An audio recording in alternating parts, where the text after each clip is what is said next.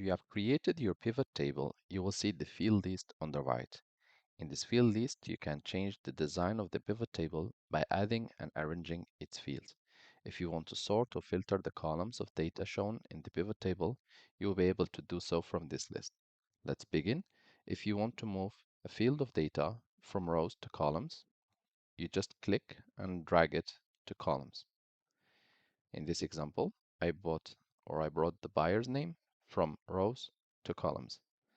If you want to filter, you can always put the field in filters, click in the top and select multiple, and there you can either select all or just a specific one and have the data reflected for that specific item.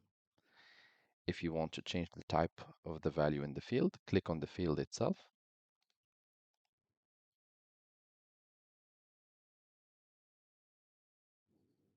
and select value field settings,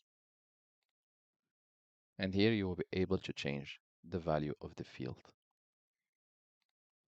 Once you have selected, click OK, and the change will be applied. If you would like to change the layout of the field list, select the tools on the right, click on the arrow, and you will be able to change as you wish.